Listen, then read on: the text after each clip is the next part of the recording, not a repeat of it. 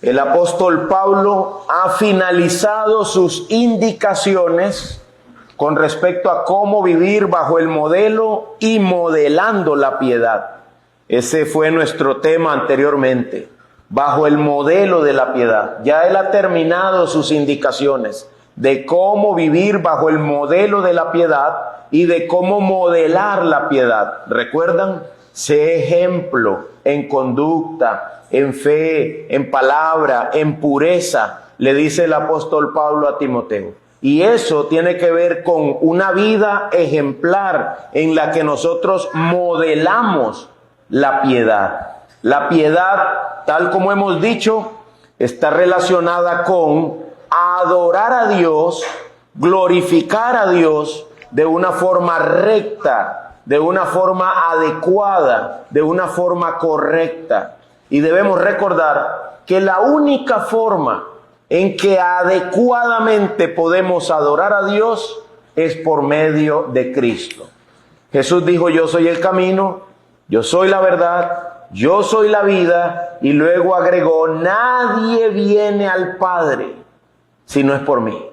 No podemos adorar a Dios, no podemos glorificar a Dios de la forma correcta si no es por medio de Cristo. Así que la verdadera piedad es Cristo. La verdadera forma correcta, que es lo que la palabra significa. La palabra piedad significa adoración reverente, correcta delante de Dios. La verdadera piedad es Cristo. Por eso Pablo dijo: grande es el misterio de la piedad. ¿Y de quién empezó a hablar? De Cristo. Él fue manifestado en carne, fue visto por los ángeles, recibido en gloria, ha predicado aquí en la tierra. La verdadera piedad es Cristo. De manera que cualquier otra idea de piedad, cualquier otra idea de lo que es ser correcto delante de Dios, que no pase por el filtro de Cristo, no tiene nada que ver con Cristo. Y no es nada más que enseñanza de falsos maestros. Lo que nosotros llamaríamos autojustificación. Yo soy piadoso. ¿Por qué? Porque yo acepté a Cristo. ¿Ok? Suena como cristiano, pero si está basado en ti y no en Cristo, ahí hay un declive, una inclinación de la balanza hacia el hombre y no hacia Dios. La verdadera piedad tiene que ver con Dios.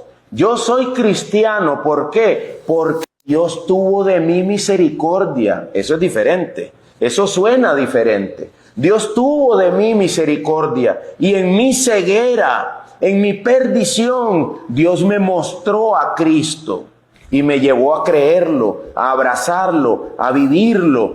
¿Lo ves? Ese discurso está enfocado en Dios y su obra, no en mí y en mi obra. Así que debemos recordar eso. Cuando la piedad se disfraza de una apariencia de piedad, los hombres utilizan como referente sus propias acciones y hablan de que son piadosos según qué hago o qué no hago.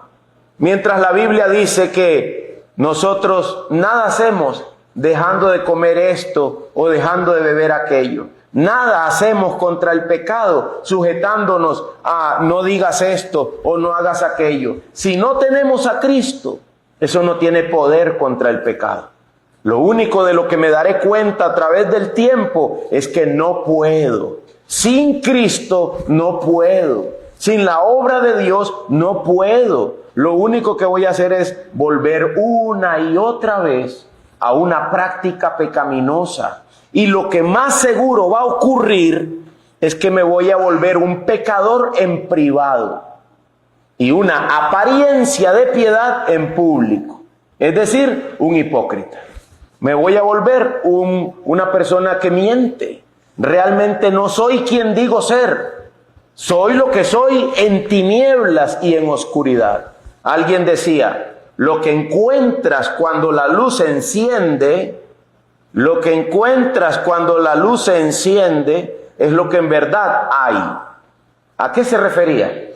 Ayer yo llego a mi casa constantemente y veo los trastos, los platos y vasos y los veo limpios, pero siempre los enjuago y los lavo antes de tomar agua o antes de comer. ¿Por qué? Ayer llegué y prendí la luz y andaba una cucaracha sobre los platos y los vasos. Lo que encuentras cuando se enciende la luz es lo que en verdad hay. Lo que está ocurriendo en tinieblas, en oscuridad, en lo privado, es lo que en verdad hay. Hermanos míos, la verdadera piedad tiene que ver con Cristo. Y Cristo es el único que alumbra en medio de las tinieblas. Cristo es el único que te podrá sostener en medio de la tentación, de la lucha, del pecado. Eso de no digas, no vayas, no toques, no comas, mandamientos de hombres, no sirven para nada. Cuando la tentación llega, yo nada más reviso que nadie me esté viendo y toco. Nada más reviso que nadie me esté viendo y como. Entonces eso no sirve. Lo único que sirve es la obra de Dios en nuestras vidas por medio de Cristo. Pero entonces, pastor, ¿y cuando Cristo llega uno sigue tocando, comiendo, bebiendo? No. Cuando Cristo llega, Él genera un cambio. Y ahora cuando toques, cuando comas, cuando bebas, vas a sentirte mal. Vas a sentirte que estás haciendo algo que no glorifica a Dios. Decía un predicador, yo antes pecaba y como que lo disfrutaba. Ahora peco y cada vez me siento peor. Y me siento mejor cuando no peco. Me siento victorioso cuando no peco. ¿Por qué? Porque Cristo está haciendo la obra. Anteriormente era el hombre en sus fuerzas. El hombre en sus fuerzas no puede. El hombre en sus fuerzas caerá una vez y otra vez. Ahorita, antes de iniciar el culto, yo quería orar y vamos a orar. Pero yo estaba ahí cantando y digo, voy a treparme a orar. A decir, Señor, ayúdanos. ¿No es eso lo que deberíamos decir? ¿Quién sino Dios puede cambiar al hombre? ¿Quién sino solo Dios? Dice Dios, ¿puede un leopardo quitarse las manchas? ¿Puede un jaguar quitarse las manchas? ¿Puede un tigre quitarse las manchas? No. ¿Puede una persona negra, el etíope, dice la Biblia, los negros, ¿puede un negro dejar de ser negro? No, no puede. Sí, pastor, hoy en día hay esto, aquello, lo otro. Jamás, no es igual que el que es blanco porque es blanco. No es lo mismo, nunca. ¿Puede un negro dejar de ser negro? No. ¿Y por qué Dios pregunta eso en los profetas? Porque lo que está diciendo es, tú no puedes dejar de ser tú. El único que puede darte un corazón nuevo soy yo. Venid a mí, dice la Biblia. Venid a mí, los que están trabajados y cargados. ¿Trabajados y cargados de qué? De mí mismo. Señor, estoy cansado de mí. Estoy abatido de mí. Transfórmame, lávame, límpiame, enséñame. ¿Cuántas veces le hemos dicho a Dios, tú lo prometiste, que le enseñarías a los pecadores el camino? Aquí está, soy uno, enséñame el camino. Tú lo prometiste. Y todo esto por lo que Cristo hizo en la cruz. Lo que Cristo hizo en la cruz. ¿Ves, hermanos míos? Eso que acabo de describir es la verdadera piedad. Ahora, cuando esa piedad ha sido consumada en nuestra vida por medio de Cristo, hay parámetros de esa piedad. No mandamientos de hombres, sino parámetros de esa piedad que tienen que regular, que vienen a organizar nuestra vida en comunión como iglesia. De eso es de lo que vamos a hablar hoy, de los parámetros de la piedad y de cómo organizan nuestra vida en comunión dentro de la iglesia. Oremos para que después leamos. Padre, guíanos a través de este tiempo, Dios. Ayúdanos a darte gloria de la forma que es debida a tu santo nombre. Solo a ti es la gloria, solo a ti es la honra, solo a ti es el poder. En nosotros no hay capacidad alguna de estar de manera recta delante de usted, pero en usted sí hay vida y hay paz. Oramos para que tú nos proveas de esta gracia por medio de Cristo y nos des la guía del Espíritu Santo para entender a cabalidad y profundamente los textos que vamos a examinar. Oramos esto en el nombre de Cristo Jesús. Amén. Hermanos, vamos a ir por partes porque el texto es bastante amplio. Así que vamos primeramente Ya sabemos que estamos bajo este título, conduciéndonos en la casa de Dios bajo los parámetros de la piedad. Vamos a ir primeramente a los parámetros de la piedad aplicado en el trato con las personas de diferente edad dentro de la casa de Dios. Primera de Timoteo 5, 1 y 2. Lean conmigo, por favor.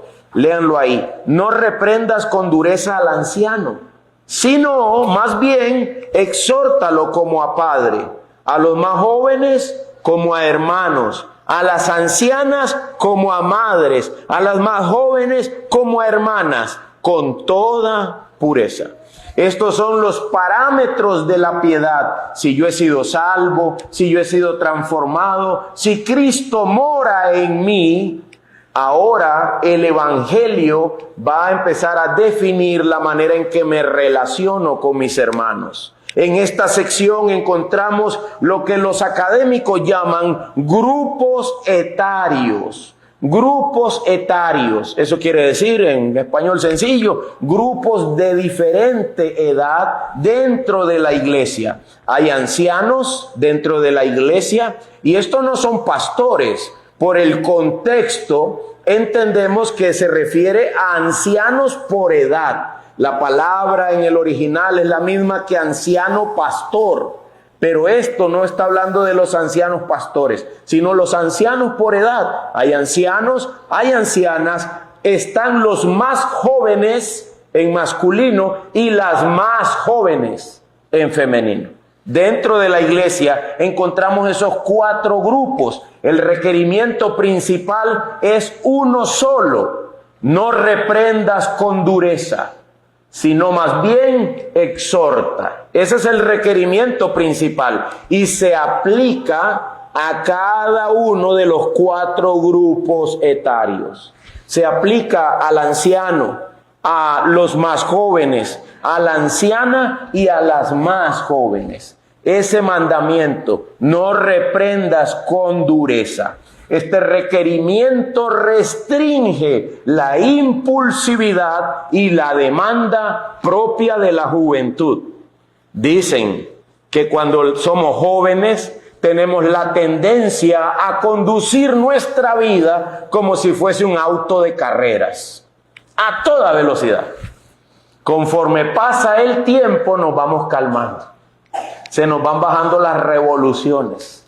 Y ya luego tiene uno unos 60 años y viene un carajillo de 20, como dirían en Alajuela, eso es de los alajuelenses, carajillo, ¿verdad? Viene un carajillo de 20 y le habla a uno así: sí, es que yo quiero esto, yo quiero lo otro. Y el de 60 le dice: siéntese, cálmese, respire, espere que se le pase y después vuelva a planificar para hacer algo. ¿Por qué? Como dirían los poetas de este mundo, porque la vida te trae sorpresas, porque no sabes qué vamos a encontrar en esta tierra. Pasan cosas. Emanuel, mi hijo mayor, no sé dónde está, decía que iba a ir para los Estados Unidos, ¿verdad? Iba para los Estados Unidos, decía, cuando tenía 9, 10 años. No, yo me voy para los Estados Unidos. Y me dice un hermano: sí, en las fantasías de él. Todavía no se ha dado cuenta que usted va y te revocan la visa, No, todavía no nos interesa que nos visite, ¿verdad? Así de simple. Hay leyes, hay fronteras, hay parámetros y no te los puedes saltar de un brinco. Muchas veces la juventud implica impulsividad. La juventud implica que la persona maneje las cosas de una forma muy demandante, con altas expectativas. Puede que Timoteo, recuerden que era joven, tenía entre 30 y 40 años, puede que Timoteo se viese afectado por esa mentalidad y Pablo le dice: no reprendas, sino exhorta con paciencia, con gracia. No reprendas, no seas una persona tan severa, tan agresiva, tan demandante, ni con los ancianos, ni con las ancianas, ni con los más jóvenes, ni con las más jóvenes. No reprendas. La palabra reprensión tiene que ver con dureza, tono severo, agresivo, descalificación personal, humillación o ataque a la dignidad. Eso es que la persona reprende. Tiene que ver con esos malos tratos, dureza. Ahora bien, existe en nuestra generación algo que se llama ofensa subjetiva. Ofensa subjetiva. Me maltrató, dicen, me maltrató. ¿Y qué fue lo que le dijo? Que ya llegué tarde a la cita, que fue hace 15 minutos. Bueno, no lo maltrató, le dijo la verdad. Su cita era hace 15 minutos. ¿Qué quiere que haga? ¿Verdad? No lo maltrató, pero estamos en una cultura también que se ha vuelto, la califican de cristal. Cualquier cosa que se diga es una reprensión severa. Me maltrató. Tenemos que examinar si la ofensa es subjetiva, es decir, me parece que es ofensa, si realmente me está reprendiendo con dureza o si nada más me está diciendo la verdad. Aquí tengo algunos ejemplos para ustedes, usando la idea de lo que cuando alguien habla y dice algo que es correcto o algo que es incorrecto. Cuando la persona dice, eso que tú acabas de decir no es correcto, no te ha dado ninguna reprensión con dureza, está hablando normal. Si la persona dice, eres un ignorante, ya está entrando en el ámbito de la descalificación. Y si la persona dice, no entiendes nada, cállate, sin duda ahora me está reprendiendo con dureza. Tiene que ver con el tono, tiene que ver con las palabras, tiene que ver con la forma en que me está diciendo algo. Pero recuerde, si alguien me dice que lo que yo acabo de decir no es correcto, no me ha tratado con dureza. Solo fue objetivo y me dijo que yo estoy equivocado. Ahora bien, Pablo le dice a Timoteo, exhórtalo. En lugar de reprenderlo con dureza, exhórtalo. ¿Qué implica la exhortación? Implica corregirlo. Corregirlo de forma paciente y de forma estimulante. No agresiva, no malintencionada, no desahogando la frustración. Escuchen los ejemplos.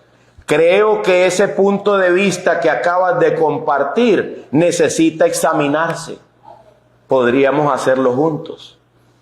Si alguien habló y yo le digo, lo que acabas de decir es un error, hasta ahí no lo he reprendido, pero tampoco lo he exhortado.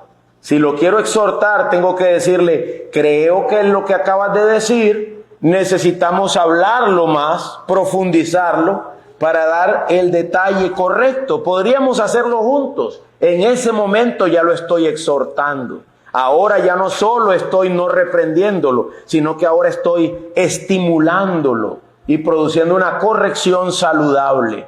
O entiendo lo que quiere decir, pero hay otro enfoque que podría ayudarnos a esclarecerlo mejor. O bien le sugiero considerar esta otra perspectiva para evitar confusiones. Cualquiera son formas posibles de no lo reprendas con dureza, sino exhórtalo. En el caso del anciano, ¿cuál debe ser la figura que gobierne la mente de Timoteo a la hora de no reprenderlo, sino de exhortarlo?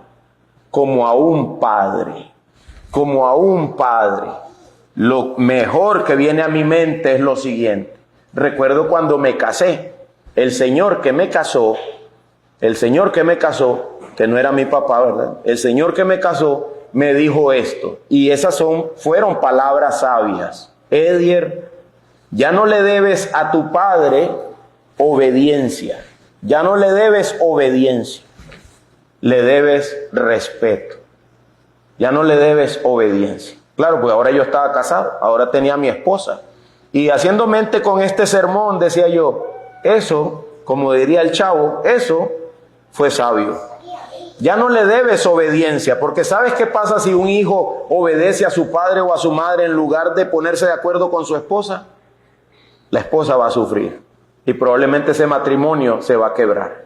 O si la esposa obedece a su padre y a su madre en lugar de ponerse de acuerdo con su esposo, el esposo va a sufrir y probablemente ese matrimonio se va a quebrar. La Biblia dice, dejará el hombre a su padre y a su madre y se unirá a su mujer y los dos serán una sola carne. No hay interferencia del padre y de la madre, es un dejar. Ya no le debes obediencia, Pero ¿qué le seguía debiendo? Respeto, respeto. Muchas veces le he dicho a mis hijos hasta el día de hoy, ¿sabe usted por qué yo no le digo eso a su abuelo? ¿Sabe por qué? Él sabe la respuesta, ¿verdad, Manuel? Por respeto, por respeto, por respeto. Hermanos, el respeto implica muchas cosas.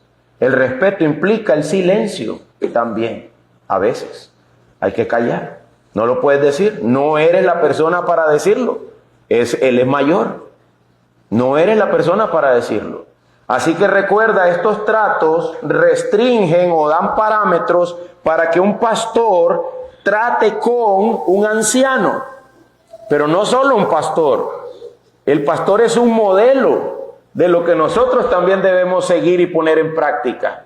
Entonces, como hermanos en la fe, tenemos que aprender a discernir quién entre nosotros son ancianos. Son mayores que yo, son ancianos. Debo aprender a tratarlos, a no reprenderlos duramente, sino a animarlos, exhortarlos, pero como a un padre.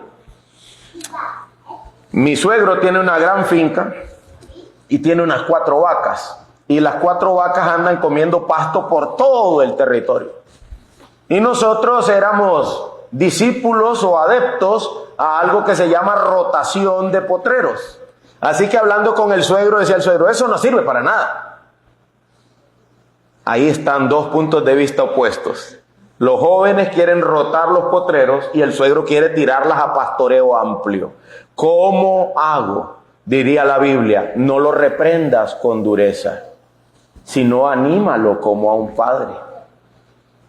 Entonces implicaría, sí, suegro, yo entiendo, ¿no? Si por muchos años se ha hecho así, mi abuelito lo hacía así, soltaban el ganado de esa manera, pero ¿por qué no haces la prueba? Te animo a que hagas la prueba. De repente te funciona. Y de repente cuando nos vamos el viejito hace la prueba y le funciona. Y tiene pasto cuando nadie tiene pasto, porque él rotó. Hay quienes dicen que no. Eso es solo un ejemplo. No se vaya detrás del ejemplo, ¿verdad? No venga después del culto y me dice, pastor, quiero hablar con usted algo. Sí, es que usted dijo que el rotación de potreros.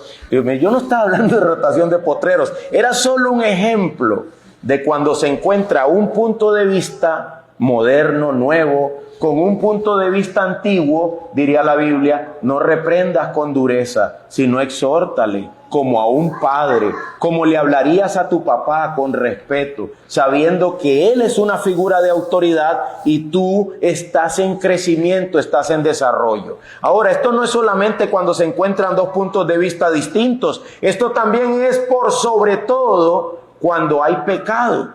De hecho, algunos han llamado a esta parte lidiando con el pecado dentro de la familia. ¿La cuál familia? La iglesia. Lidiando con el pecado. Hay un hermano que es adulto, es mayor, y él está insistiendo en alguna práctica pecaminosa. No lo reprendas con dureza. Ve a él como a un padre. Háblale con cariño, con respeto, pero guíalo hacia la verdad. No lo reprendas con dureza. Lo mismo era aplicable, vuelva su mirada por favor a Mateo 5:1, lo mismo era aplicable a los más jóvenes, ¿lo ven? No reprendas con dureza al anciano, sino más bien exhórtalo como a padre. A los más jóvenes, a los varones más jóvenes, no los reprendas con dureza, sino exhórtales como a hermanos. A las ancianas, no las reprendas con dureza, sino exhórtales, versículo 2, como a madres. Y a las más jóvenes, no las reprendas con dureza, sino exhórtales como a hermanas. Y aquí se agrega algo, con toda pureza. Con toda pureza. Y aquí la palabra pureza quiere decir ausencia de perversión. A las más jóvenes, no las reprendas con dureza, sino exhórtalas, anímalas como a hermanas. Eso sí, Timoteo, con toda pureza. Que no haya ningún tipo de perversión en tu cabeza, que no haya ningún tipo de inclinación indebida, de impulso perverso, que haya en tu trato con ellas, una palabra que ya no se usa casi en español, castidad. A eso se refiere. que tu trato con ellas sea lleno de castidad. No las reprendas con dureza a las jovencitas, exhórtalas de una manera pura, de una manera casta. Debemos examinar estas cosas. Ahora voy a leer, hermanos, porque esto es la reflexión de la aplicación de esta parte.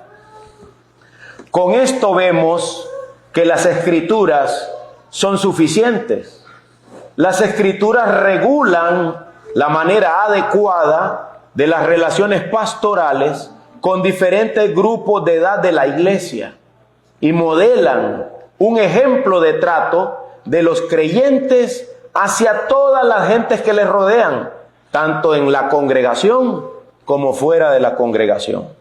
Me temo que algunos ministros, como es una carta pastoral, me temo que algunos pastores se rebajan y rebajan la cordura y el buen trato con los más jóvenes de la iglesia y son o pueden llegar a ser irrespetuosos con los más adultos dentro de la casa de Dios, siendo esto algo indecoroso e indebido, pero sobre todo antibíblico.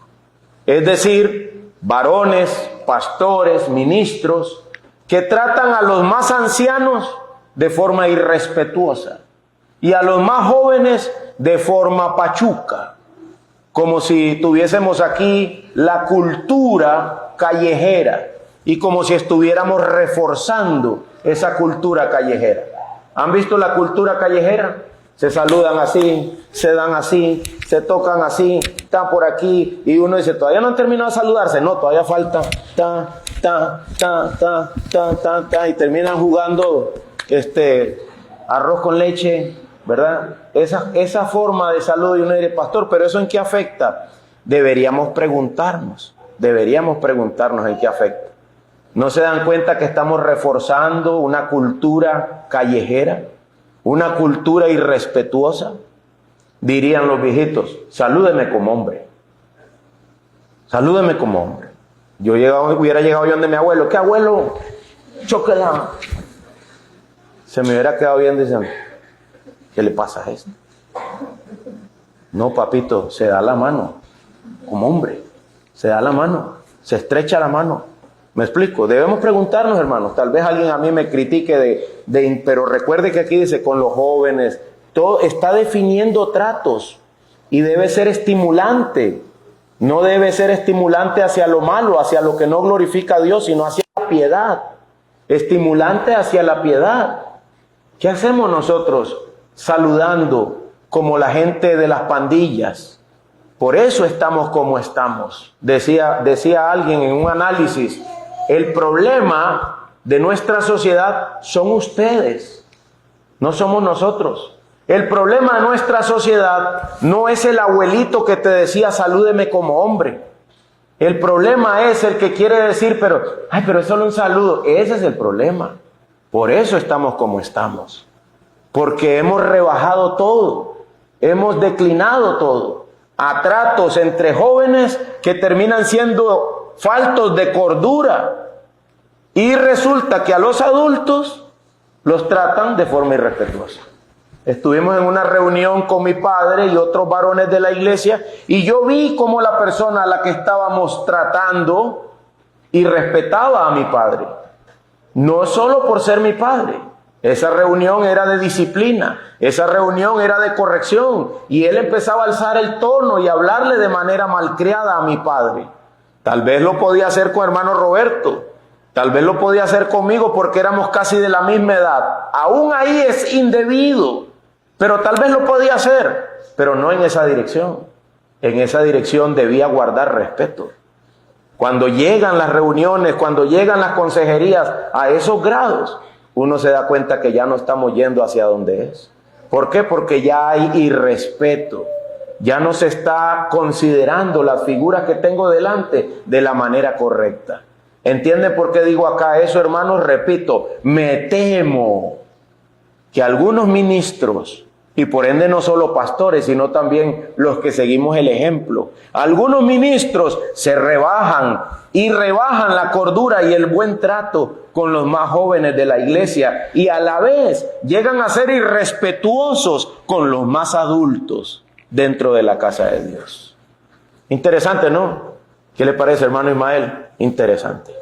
Ciertamente, bendita palabra de Dios. Esta mañana mientras cantábamos me preguntaba, Edier, ¿y si Dios no hubiese dicho lo que dice en 1 de Timoteo 5, 1 y 2, quién lo habría dicho?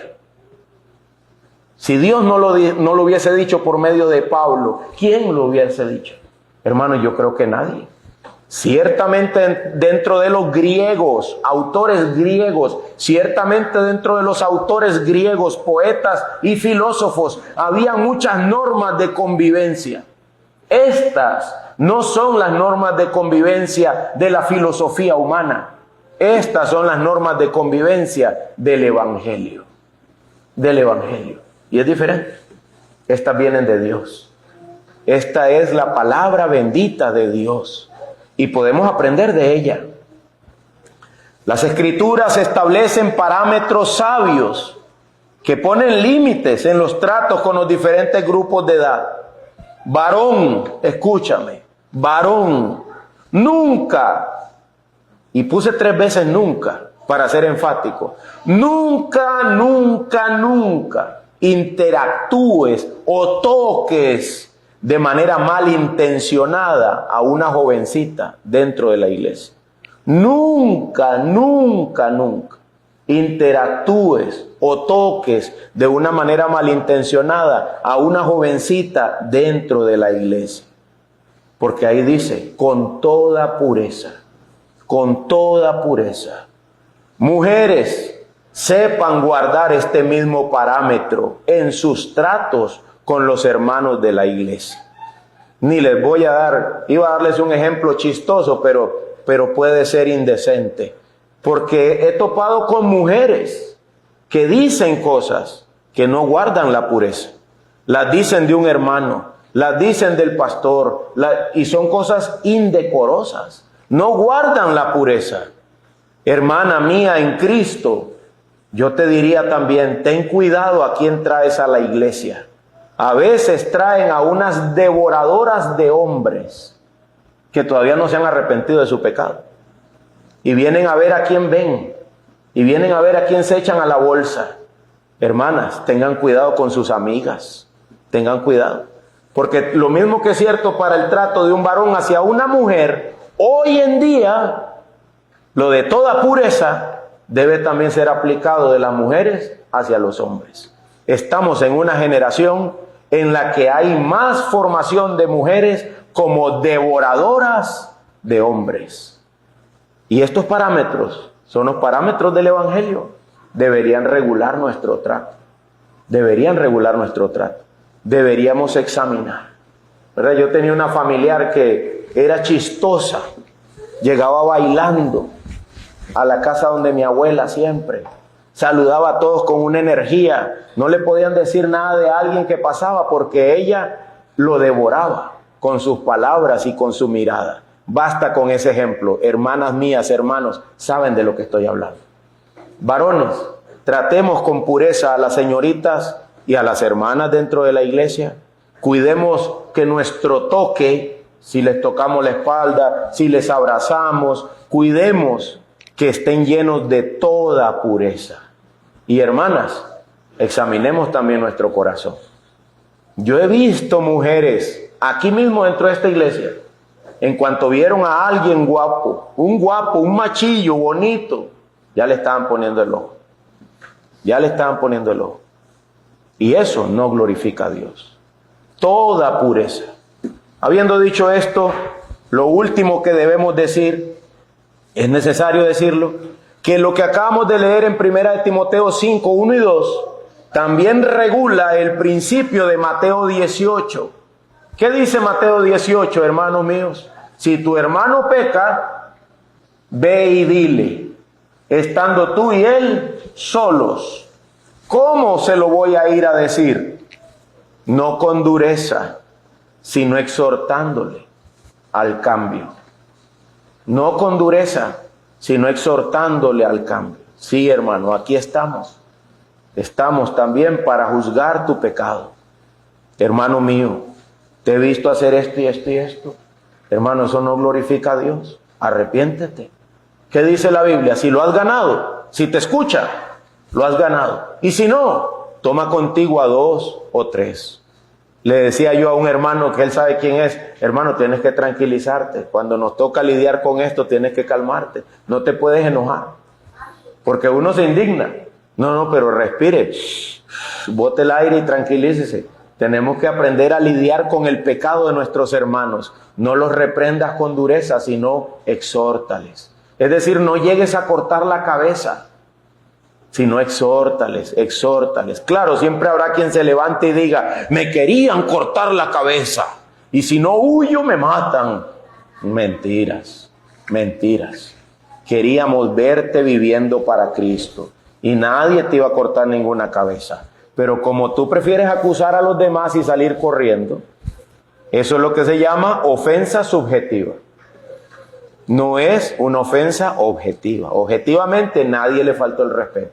Objetivamente se le estaba llamando al arrepentimiento. Y nosotros debemos estar gobernados por esta mentalidad. No con dureza, sino con paciencia. Pero tampoco siendo blandos, dejándolo ir por donde quiera. Porque por eso dice: no lo reprendas con dureza, sino exhórtalo. Exhórtalo al cambio, muévelo al cambio con paciencia. Pastor, pero van 3 veces que usted me llama para hablar de lo mismo. Sí, y vamos a seguir hablando de lo mismo, hasta que, por la gracia de Dios, te muevas de donde estás. No puedes seguir ahí. Muy bien. Luego, el texto avanza, y es la parte más larga. Primera de Timoteo 5:3. ¿Lo tienen ahí? Ya examinamos el 1 y el 2. Ahora el 5 al 3. Recuerde los parámetros de la piedad. Honra a las viudas que en verdad son viudas. Pablo está pensando seguramente como en un listado. Trata a las personas así, así, así. Ahora, con respecto a las viudas, honra a las que en verdad son viudas. Con respecto a los pastores, si pecan, esto otro, pero eso vamos a hablar el otro domingo. 3 grupos está trabajando él: grupos de edad, grupos de relación matrimonial y grupos de ministerio, los que lideran, los que sirven el ministerio. Ahora estamos en el grupo 2, los que dependen de su estado civil. En este caso, las viudas. El apóstol Pablo hace una diferencia en 1 Timoteo 5:3 hasta el 16, hace una diferencia de 3 tipos de viudas: las que en verdad son viudas. Las que en verdad son viudas. Las viudas cristianas que no han quedado solas. Y las que son jóvenes, son, diría yo, falsas viudas, deberían casarse.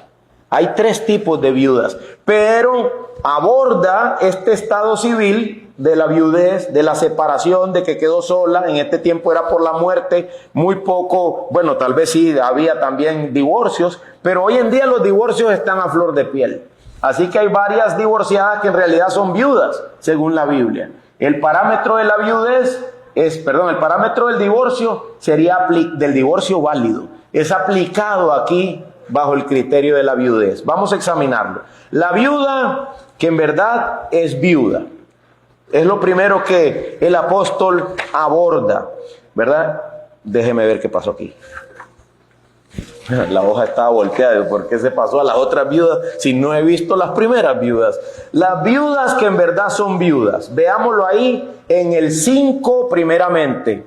Dice el versículo 5, 1 Timoteo 5:5. Es que Pablo lo desordena todo en su discurso. Nosotros vamos a ordenarlo. 1 Timoteo 5:5. ¿Lo tienen ahí? ¿Cuáles son las viudas que en verdad son viudas? Sin embargo, la que en verdad es viuda y se ha quedado sola, tiene puesta su esperanza en Dios y continúa en súplicas y oraciones noche y día.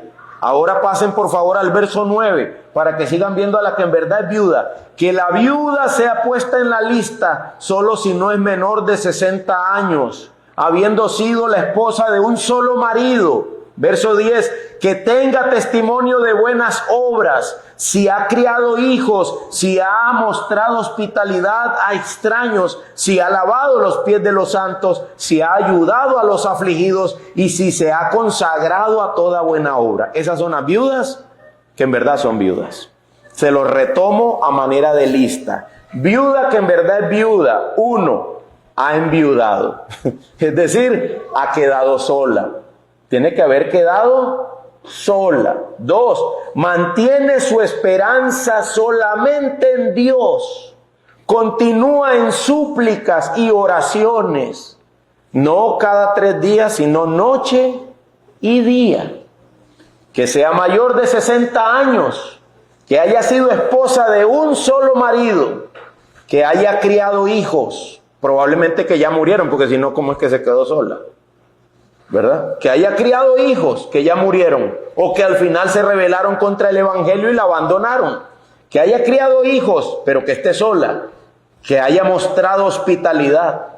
Que haya lavado los pies de los santos. Una muestra de servicio en el grado más humilde. ¿Sabes quiénes lavaban los pies de las otras personas? Los esclavos. Pero parece que habían viudas que lavaban los pies de los hermanos. Esos son los santos, los hermanos. Que ellas hayan lavado los pies de los santos.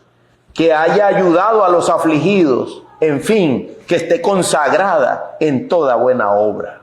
Una buena pregunta es: ¿cuál es la finalidad de este modelo o de este parámetro? La idea es diferenciar entre la que de verdad es viuda y la que es viuda pero no es cierto. La que de verdad es viuda cumple con todo lo que yo acabo de leer, cumple con todo lo que yo acabo de decir. Ha quedado sola, tiene su esperanza solo en Dios, continúa orando y suplicando noche y día, es mayor de 60 años, haya tenido un solo marido, crió hijos, ha mostrado hospitalidad, ha lavado los pies de los santos, ha ayudado a los afligidos, en fin, ha consagrado su vida a toda buena obra. Esa es la que en verdad es viuda. El ejemplo, sin duda, puede que funcione como ejemplo de modelo a seguir para las hermanas que son más jóvenes y que no han enviudado. Tito 2, dice la Biblia: las ancianas, las hermanas mayores, enseñen a las más jóvenes a amar a sus maridos. Enseñen a las más jóvenes. Las ancianas tienen que enseñar a las más jóvenes. ¿Por qué? Porque estas ancianas, antes de enviudar, han hecho todo esto que yo leí. ¿Me explico?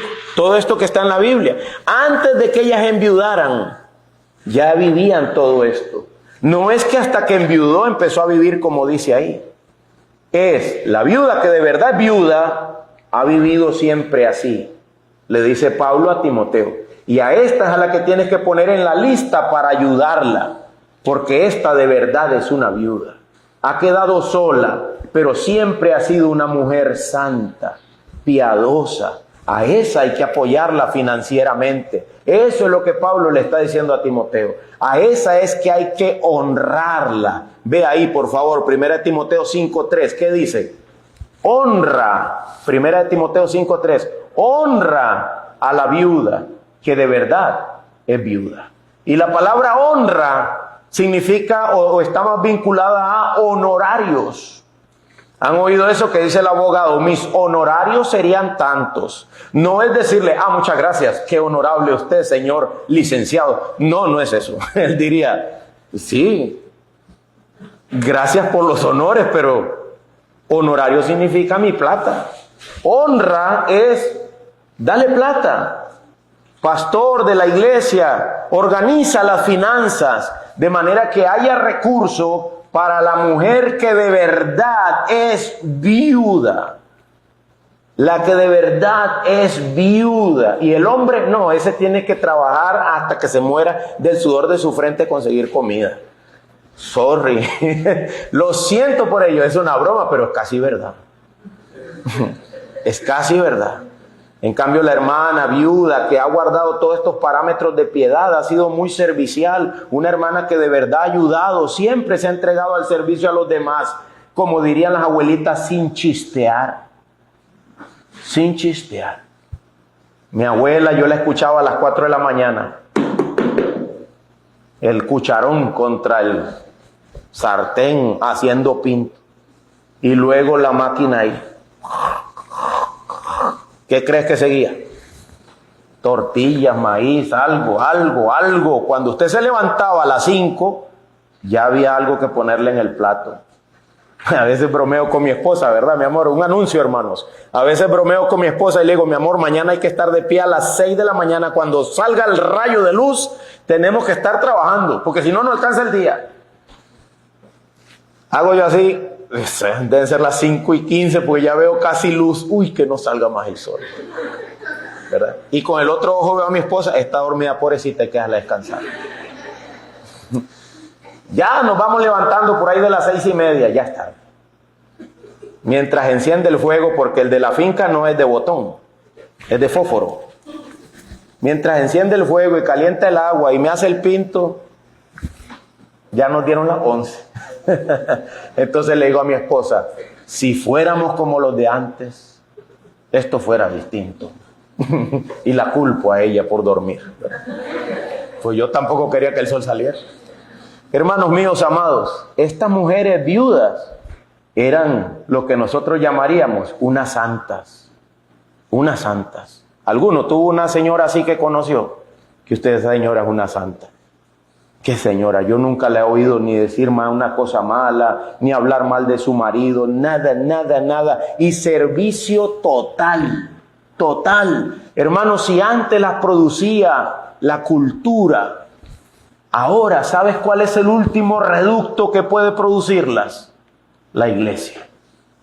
Ya la cultura no las produce. Ya no las produce. Si no las producimos nosotros, a estas mujeres, ya no las vamos a hallar en ningún lado nunca más. A veces viene algún amigo mío llorando. Ellos saben que soy pastor, pero para ellos no soy pastor, soy su amigo. Me dejó la mujer. ¿Qué te pasó? Pues que le digo que me traiga un balde y se fue brava y se peleó conmigo y se fue. Sí, hombre, es que usted la quiere como su abuela, pero ya de esas no hay. Ya no hay. Ya no puedes decirle algo porque ya es ofensa. No puedes tratarlas así. Ahora tienes que estar dispuesto a que hagan lo que quieran prácticamente. Si no, te quedas solo. A la primera. Hermanos míos amados, existe la violencia, cierto, pero también hoy existe la irritabilidad de género. Completamente irritable a todo. Oye, eso es violencia doméstica. ¿Pero qué fue lo que le dijo? Que no sé cocinar. Bueno, pues parece que es verdad. Parece que es verdad. Aprendan a amar a sus maridos y a sus hijos. Y decía el pastor Sugel Michelén, una forma de amarnos es darnos comida que sepa rico. Por favor. Parece que es broma, pero es verdad, hermanos míos. Estas eran las viudas que sí debían ser cuidadas por la iglesia. Ahora, había otro tipo de viuda. La viuda que tiene familia cristiana. Versículo 5:4. La viuda que tiene familia cristiana. Me encanta verlos sonreír, ¿verdad? Porque saben que es verdad. 5:4. Pero si alguna viuda tiene hijos, ojo, si alguna viuda tiene hijos, ¿o qué, hermanos? O nietos. ¿Qué dice la Biblia? Y como diría mi papá, que aprendan estos gran bonitos primero a mostrar piedad. Me encanta cómo Pablo hablaba, ¿verdad? Yo digo, era filoso. En la pluma tenía filo. Aprendan estos primero a mostrar piedad para con su propia familia y a recompensar a sus padres, porque esto es agradable delante de Dios. A cada rato le tiro yo chinitas a mi papá. A cada rato se las tiro. ¿Qué le he dicho, papi? Aquí hay una hamaca y una cama y usted se acuesta y duerme. Ya casi le tengo la vaca para que la ordeñe. Tranquilo, tranquila, la voy a tener mansita. Usted ordeña, saca leche, bebe ahí de su chocolate. Take it easy. Ya, mantente quieto, cálmate. Ya no hay nada por qué estar angustiándote. Aprendan los hijos cristianos a mostrar piedad para con su propia familia. Y de ahí sale el título, Parámetros de la piedad. Aprendan a mostrar piedad para con su propia familia. Me encanta Angélica, la felicito. Cuida a su mami, la lleva a comer pizza, la anda paseando. Aprendan a mostrar piedad para con su propia familia. Ellos nunca la mostraron para mí. La venganza es del Señor. Tú muestra la piedad. Llévale el quequito al abuelo. Cántele feliz cumpleaños. Invítelo, llévelo a la zona sur donde siempre ha querido ir y nunca ha podido. Móntelo ahora en el Hilux, póngale el aire acondicionado, gasta más gasolina para que no importa. Aprendan esto a mostrar piedad. Déjenlo que disfrute los beneficios de haber levantado esta generación. Y si no, por lo menos la virtud de haberte dado vida. Aunque como dijo alguien, nunca pensé que de esa violación nacería yo. Pero he pasado toda mi vida buscando a mi papá. He pasado, esto me dan ganas de llorar. He pasado toda mi vida buscando a mi papá. Y el papá lo que hizo fue violar a su mamá. Aprendan estos a mostrar piedad. Aprendan estos a mostrar piedad. Máxime si son cristianos. Máxime. Tal vez hay que ir a visitar a la vieja después del culto de hoy. Tal vez hay que ir a visitar al viejo después del culto de hoy y darle un abrazo y llevarle una chuleta ahumada. Tal vez. A veces le llevo a mi papá ahí, ¿verdad? Una pieza de carne y le digo, esta es para Saúl. Se la tenía preparada yo desde antes. Solo el que conoce la Biblia sabe de qué estoy hablando. Samuel le tenía preparado a Saúl ahí un pedazo de carne especial. Esta es para el viejo, que le hinque el diente, que se lo meta, cómaselo. ¿Por qué? Porque él se comía media, ¿qué se llamaba eso? Mortadela. Era lo más que comíamos en aquel tiempo, mortadela. Ahora, yo como chuleta ahumada. Dele al viejo que coma también. Hermanos míos, hay viudas que no son viudas. Si usted es cristiana, si alguien es cristiano y tiene familiares, que estos aprendan, lógicamente son familiares. Ha negado la fe, es peor que un incrédulo. Hermanos míos, nosotros debemos meditar en que no vaya a ser que nosotros estemos negando la fe que predicamos, al descuidar mayormente a los de nuestra propia casa. Mayormente a los de nuestra propia casa. Es una enseñanza para saber qué viuda meter y qué viuda no meter en la lista de ayuda de la iglesia. Sí, pero también es una enseñanza para nosotros como cristianos. También es una enseñanza en todo sentido para nuestra vida, para que nosotros tomemos conciencia de que nuestra forma de bendecir a nuestra propia familia muestra si somos o no somos creyentes. Es conocido de hermanas en la fe, esposas, que sus maridos no les compran ni siquiera las piezas de ropa más básicas. Ni siquiera eso les compran. ¿Cómo puede decir ese marido que él es cristiano? ¿Cómo puede decir eso? Está negando usted su fe. Es usted peor que un incrédulo. Eso es hipocresía religiosa. Eso es serio, hermanos, y es severo. Y debemos meditarlo. ¿Para qué se casó? ¿Para qué le engañó? ¿Para qué le dijo que usted le iba a cuidar hasta que la muerte lo separara? Si usted no ha sido capaz de asumir esa responsabilidad como hombre usted de su casa. ¿Para qué tuvo hijos si ahora no les quiere proveer? ¿Para qué? Usted estaría negando su fe si dice que es cristiano. Y es peor que un incrédulo. Soy severo en esto, hermanos, porque lo he visto. Lo he visto y da lástima. No glorifica a Dios. Que vengan las mujeres a consejería y digan, pastor, si usted supiera, si yo no me compro mi propio jabón, no me lo compran. Si yo no voy y vendo un kilo de frijoles, no tengo con qué comprarme yo el perfume que ocupo. Hermanos míos, es nuestra obligación. Ya aunque fuera nieto, igual está obligado. Ahí dice hijos o nietos. Algún descendiente que diga que es cristiano, sí, ese es hijo suyo, papá suyo, familia suya, hágase cargo usted, porque tiene que cargarlo a la iglesia. ¿Se acuerdan lo que yo les decía hoy? Hay gente que no sabe lo que es la iglesia. Pastor, ¿podríamos darle una ayuda aquí a mi tía que está pasando una gran necesidad? ¿Ya usted dio? Pastor, es que usted, puña, que no se le saca nada a usted. ¿No? ¿Y a usted? ¿Por qué no usted? ¿Por qué tenemos que ser nosotros? Hay gente, hermanos, que se enoja porque uno no anda en la carne asada de en la carne asada del otro, patrocinándolas. Patrocine usted las suyas y cómaselas con las de su propia familia. El que no provee para los de su propia casa ha negado la fe y es peor que un incrédulo. Entonces no podemos invitar a los hermanos, sí podemos, pero acuérdese, el ojo tiene que ver primero para adentro. Primero para adentro. Me decía alguien, pastor, te voy a regalar una computadora.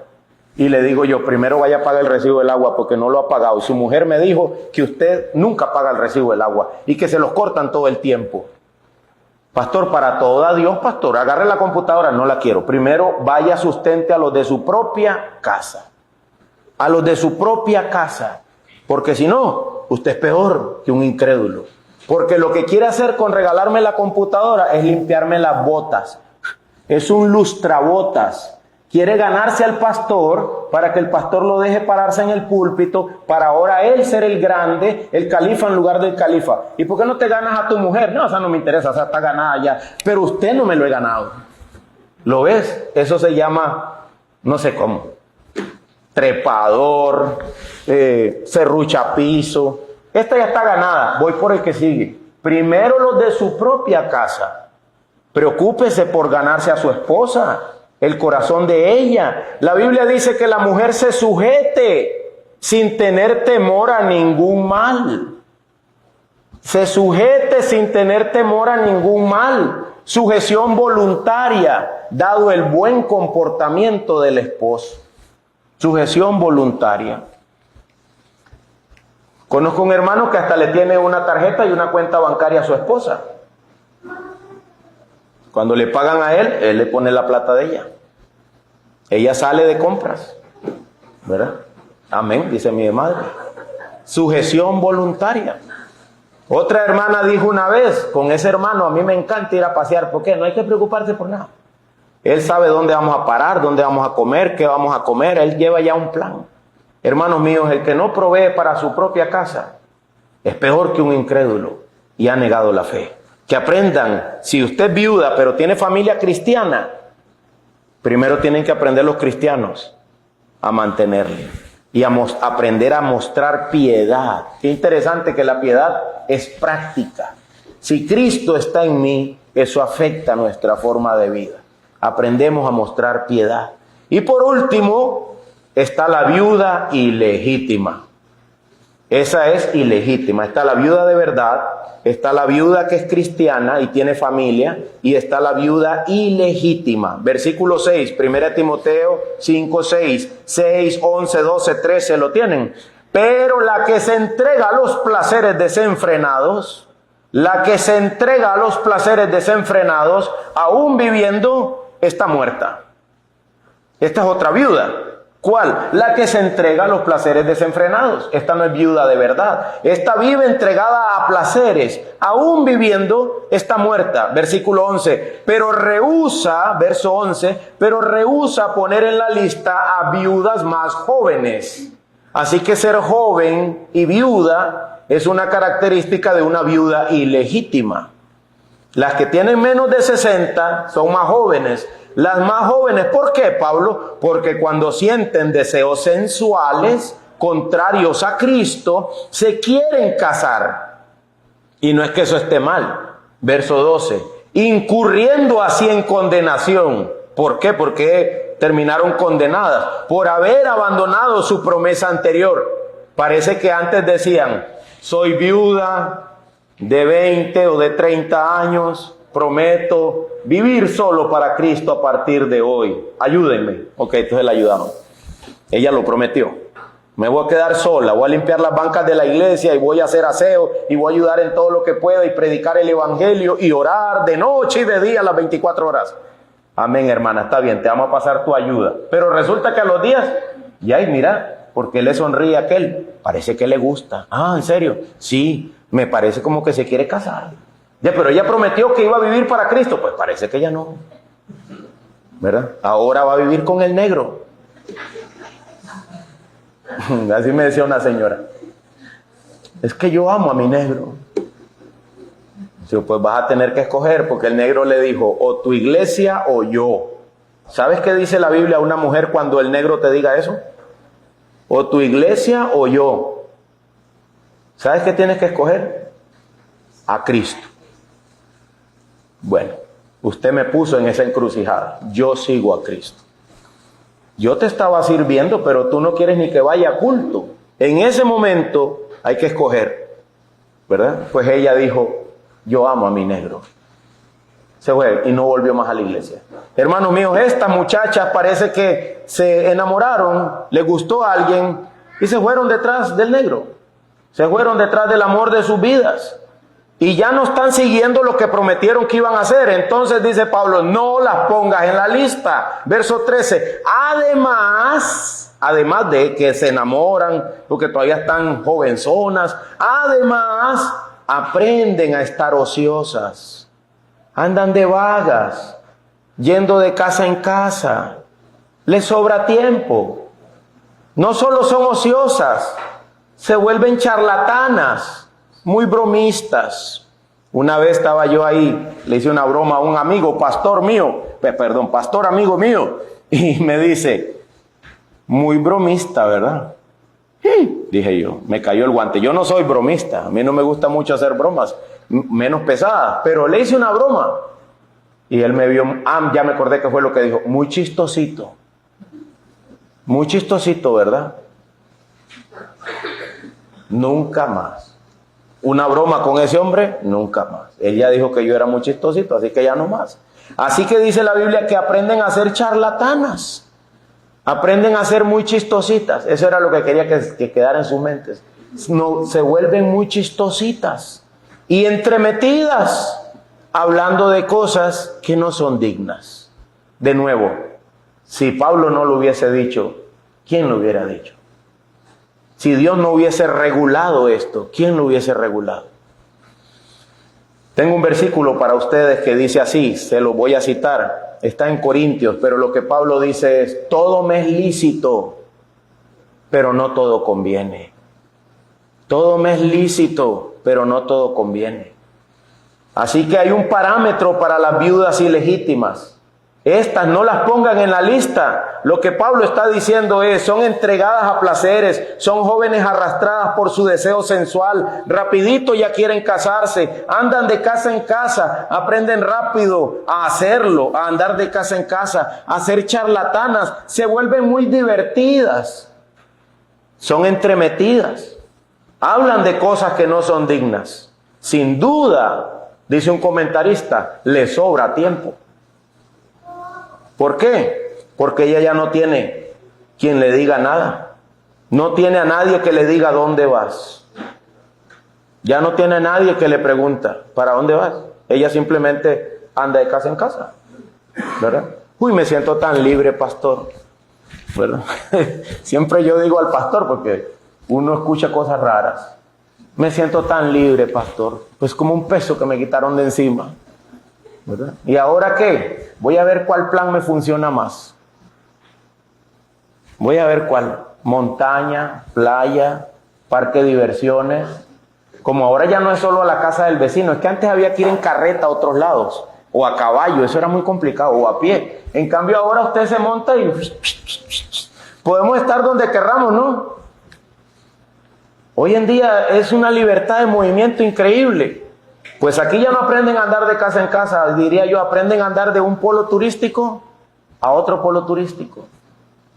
Esas son viudas que no son viudas, dice. Imagínate que encima de eso la iglesia está financiándolo. La iglesia está pagándole a la hermana y la hermana paseando. Y pastor, pero esta hermana, yo la veo por todos lados. Por aquí, por allá, por este otro lado. Todo diversión. Se volvió, diría aquí, muy charlatana, muy divertida. Esto es peligroso, hermanos. Esto es peligroso. Yo he visto lo que pasa en mi pueblo cuando las parejas se separan a cierta edad. Yo le digo a mi esposa, esa señora volvió al ruedo. Ella volvió al ruedo. ¿Saben de lo que estoy hablando? Otra vez está jugando. Mírala, se agarran como un segundo aire.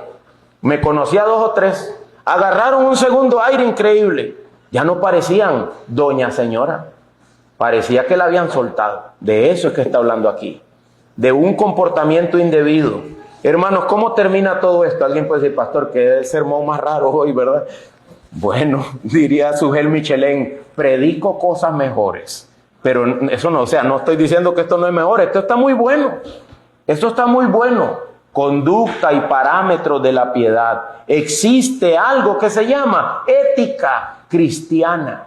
Ética cristiana. Y viene colgadita de Cristo, viene colgadita de la piedad. Y Pablo remata con estos versículos 14 y 15 y 16, con eso terminamos. Dice, por tanto, ¿lo tienen? Por tanto, quiero que las viudas más jóvenes hagan ¿qué cosa? Que se casen, que tengan hijos, que cuiden su casa. Quiero que se casen, que tengan hijos, que cuiden su casa. Y alguien también diría en esta era, ¡qué machista! Pero mira lo que está en la mente de Pablo. ¿Qué sigue diciendo? Y no den al adversario ocasión de reproche. ¿Cuál es el problema con una vida? Había una política administrativa que se llamaba laissez-faire. No sé si estaba en inglés, creo que sí. Dejar hacer, dejar pasar. ¿Qué pasa si yo vivo una vida de dejar hacer, dejar pasar? Una vida libre, como paloma. Le doy ocasión al enemigo de nuestras almas. Le damos ocasión al enemigo de nuestras almas, a nuestro adversario, el diablo. Le damos ocasión de reproche. Mira, y dice que es cristiana. Y dice que es cristiana. Y ahí estamos nosotros alimentando la crítica con nuestros estados de WhatsApp. Aquí ando, allá voy, aquí vengo, ya voy por este otro lado, ya casi llego. Dándole al adversario ocasión de reproche. Hermano, si usted se va a pasear, váyase tranquilo.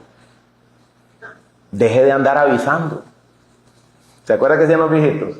Antes que el diablo lo sepa. Antes que el diablo lo sepa. ¿Por qué tenemos que andar nosotros en cada esquina?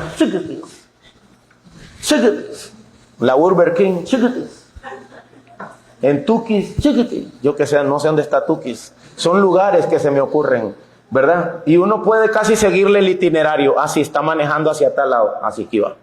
Sí, aquí está en el otro lado ya. ¿Verdad? Hermanos míos, le damos ocasión al adversario. Y esto ya no es solo en las hermanas, esto también pasa en los hombres. La vida libre. ¿Saben que ahora la gente trabaja para el fin de semana? La gente vive para la libertad. Ya no trabajan para Dios, trabajan para el sábado. Hoy es viernes y el cuerpo lo sabe. Todo el mundo trabaja para el fin de semana. ¿Y qué es lo que va a hacer? Descansar. Nadie quiere trabajar. Estamos en la generación que no quiere sufrir, no quiere trabajar, no quiere darse por el otro. Tener hijos. Dios me guarde, pastor. Yo estoy bien así. Gracias a Dios crecieron y se fueron. ¿Y ahora qué haces? Ay, me la tiró tan rico. Yo pongo la pantalla, yo veo tele, yo me voy por donde quiera, nadie me llora. Yo no sabía lo que era vivir. Había dejado de vivir mis últimos 20 años, pastor. Hermanos míos, esto no glorifica a Dios. Nadie vive para sí. Nadie muere para sí. ¿Quién murió por nosotros? ¿Cuántos hijos pudo tener él? Pero prefirió entregar su vida por nosotros. ¿De cuántos deleites pudo disfrutar? Pero no tenía ni una almohada donde poner su cabeza. Bendito Cristo, que sufrió, que fue obediente. Hermano, no tenía ni con qué llenar el estómago muchas veces. Por ti y por mí. Por ti y por mí. Ayer vi un documental. Hermanos, hay afganos, hay africanos, hay gente tratando de llegar a Francia en este momento, pasando hambre, aflicción, angustia, mientras yo de a piernas cruzadas estoy calculando que ocupo un aire acondicionado. Y probablemente lo ocupo. Bendito sea el Señor. Lo que debería decir es bendito Dios que puedo estar preocupado por el aire acondicionado y no por qué comeré hoy. Bendito sea el Señor que estoy aquí en mi casa y no abandonado en un desierto, asaltado, violado, maltratado. Bendito sea el Señor. Hermanos, ser tico, eso cuando cantan soy tico y yo lloro, pero no por la canción, sino porque Dios, Señor, cómo amas esta tierra. No nos ha tocado a nosotros migrar nunca para ningún lado. Mi papá no sabe lo que es eso, yo tampoco. Mis hijos por ahora menos. Tienen más de lo que yo tenía y más de lo que él tenía. Bendito sea el Señor por eso. Estamos privilegiados mientras otros sufren. Recuerda, dar la vida por otro. De lo que está hablando aquí era de poner viudas en la lista de la iglesia. La iglesia dando, la iglesia aportando con sus finanzas para ayudar a quien de verdad lo necesita. ¿Lo percibes, hermano? ¿Te das cuenta? Mientras en lugar de eso, otras quieren andar paseando y otros también derrochando, gastando en ellos, no pensando en los demás. Nadie quiere tener hijos. Dice la gente, yo prefiero tener un gato, yo prefiero tener un perro. Nadie quiere tener hijos. Las viudas jóvenes no quieren volver a estar comprometidas. Uy, no, yo quedé quemada. Yo ni loca me vuelvo a casar. ¿Y qué dice la Biblia? Que se case, que tenga hijos, que cuide la casa, que aprenda a invertirse en otros, porque el egoísmo, la vida en la que yo hago lo que yo quiero, no glorifica a Dios y da lugar al adversario para arrastrarnos más y más hasta hundirnos en pecados terribles. Estoy buscando aquí el texto, otra vez, el 5:14. Quiero que las viudas más jóvenes se casen, que tengan hijos, que cuiden su casa, que no den al adversario ocasión de reproche. Algo pasó con mis hojas. Pues algunas ya se han apartado para seguir a Satanás. ¿Qué es lo que pasa si yo sigo la vida que yo quiero? Puedo terminar rumbo al infierno. Rumbo al infierno. Si alguna creyente tiene viudas en la familia, que las mantenga. Si alguna creyente tiene viudas en la familia, que las mantenga. Si algún creyente seguro es. Y que la iglesia no lleve la carga para que pueda ayudar a las que en verdad son viudas. Y ahí termina. Porque Pablo en lo que está pensando es, ¿de dónde cuelgan estos mandamientos? En lo que yo ya dije. En aprender a vivir para los demás, para servir, para ayudar y no para mí mismo. Porque una perspectiva egoísta no glorifica a Dios. ¿Qué leímos en Santiago, hermanos? Con esa remembranza finalizo. ¿Qué leímos en Santiago? ¿Cuál es la verdadera religión y sin mácula? La verdadera religión sin mácula, sin mancha. ¿Quién tiene el texto ahí? Santiago, donde leímos ahora.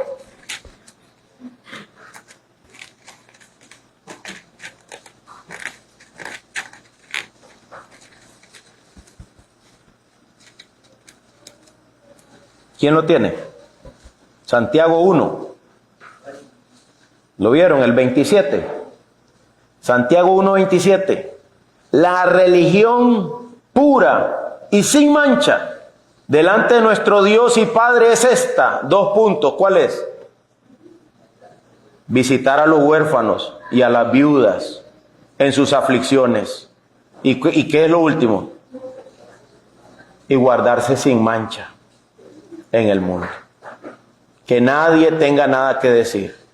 No darle lugar al adversario y aprender a entregarnos los unos por los otros. Si hay alguien huérfano, visítalo. Si hay alguien que se quedó sin nada, ayúdalo. Para eso Dios ha provisto. Para eso Dios ha provisto. Pero de repente yo me lo gasté en la pizza de hoy, el arroz chino de mañana, la hamburguesa de pasado mañana, en 2 toques ayer, y estoy defondando la provisión de Dios para que yo aprenda a ayudar a los que tienen necesidad. Esa es la religión pura y sin mancha. Recordémoslo, hermanos, recordémoslo. ¿Cuánto vale un saco de arroz y frijoles y un puño de aceite y algunos atunes o una mortadela para alguien que tiene necesidad? Esa es la religión pura y sin mácula. ¿Y de qué te tuviste que guardar? De una Coca-Cola 3 litros y de 2 o 3 pizzas. No pasa nada. Puedes seguirte restringiendo. Podemos seguirnos restringiendo de eso para bendecir a los demás. El Señor tenga de nosotros misericordia y nos ayude a llevar a profundidad en nuestra mente, en nuestro corazón. Recuerda, los parámetros de la piedad. Los parámetros de la piedad. Oremos, hermanos.